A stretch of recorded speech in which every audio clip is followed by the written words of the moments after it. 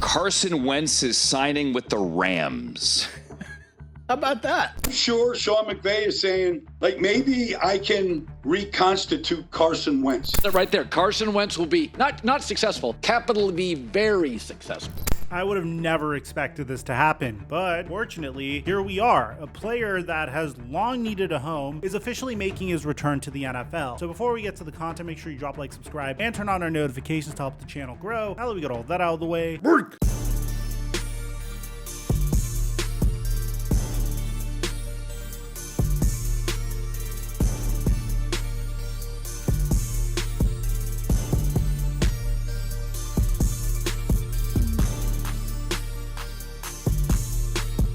Leading up to the season, I spammed predictions at you guys consistently. Michael Porter Jr. needed over 5.5 rebounds in his season debut. Tyreek Hill just needed a touchdown, and Steph Curry just needed 1 point. Shout out to those that tailed. For those of you guys that were able to make money, we're giving away our picks for free all season long for the NBA and NFL on my Instagram at @TheFlightMike. And right now, when you use promo code Mikerophone on Prize Picks, they'll match your deposit up until $100. Thank you, Prize Picks, for the sponsor.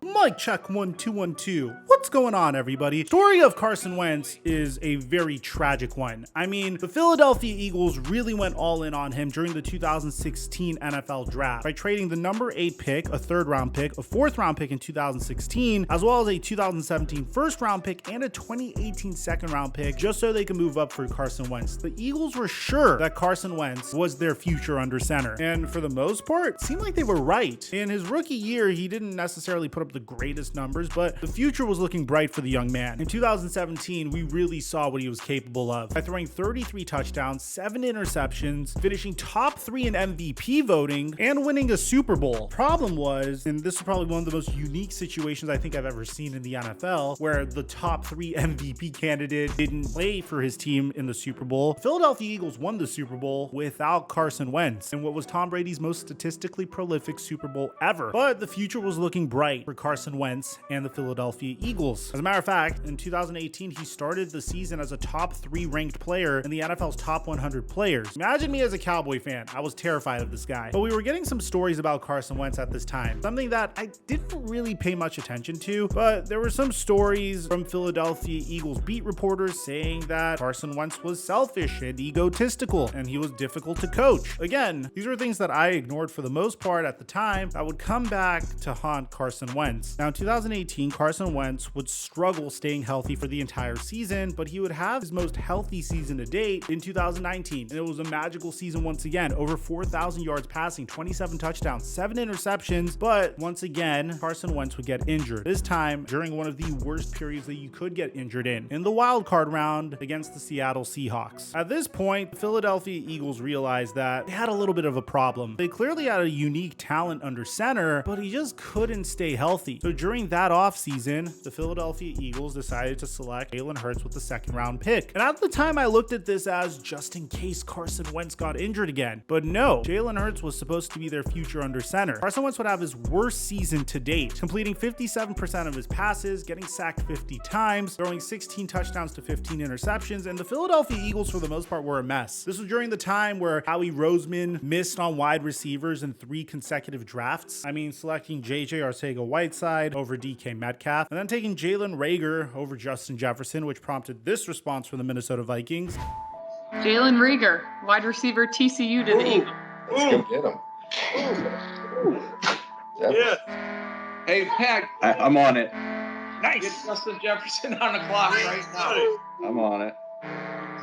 Wow. Eventually, by the time that Carson Wentz's 2020 season ended, Philadelphia Eagles were in a situation where they quite literally tried to tank a game on national TV, and it was a really bad look. Putting in Nate Sudfeld in order for the Eagles to definitely lose the game, it was a really dark moment for Eagles fans, and the Eagles were a laughingstock at this point. In the summer of 2021, Carson Wentz would demand a trade to the Indianapolis Colts, and it would be a pretty good package for what Carson Wentz would become. It was a 3rd round pick in 2021, 2021 and a first round pick in 2022. And he would get reunited with Frank Reich, who has been on this manifest destiny to find his quarterback in Indianapolis. And the logic was very simple. You're getting reunited with the individual that was the offensive coordinator during your most statistically dominant season of your career. The offense seemed to be a little better, the offensive line was a little better, and they had a pretty solid rushing attack. Problem was that Carson Wentz's reputation of playing hero ball in the most unnecessary moments ended up screwing him over. The straw that really broke the camel's back was in the final game of the Colts season versus the worst team in the NFL, the Jacksonville Jaguars. The Indianapolis Colts somehow choked and lost that game that would have gotten them into the playoffs. I mean, again, this was the worst team in the NFL. It's a trap game, and you lose and you miss the playoffs. At that point, Jim Irsay saw all that he needed to see, and they moved on from Carson Wentz. They traded Carson Wentz to the Washington Commanders, and we all know the Washington Commanders are a glorified poop fest. Carson Wentz would get traded to the Commanders. He would play musical chairs with Taylor Heineke in Washington, and at this point, he looked like a shell of his former self as well. And after 1 year with the Commanders, they decided to just let him go. He's been a free agent ever since, and I didn't really think there was a chance he'd get his career back on track. What happens next is by far the greatest possible thing that could have happened to Carson Wentz, because he just got a brand new chance. Because according to Adam Schefter, the LA Rams just did something hysterical. We all know that the LA Rams selected Jared Goff with the #1 overall pick in the 2016 NFL draft, and Carson Wentz was selected #2 in that same NFL draft. We know that Jared Goff was traded to the Detroit Lions for a package surrounding Matthew Stafford, and now it seems like that #2 pick is backing up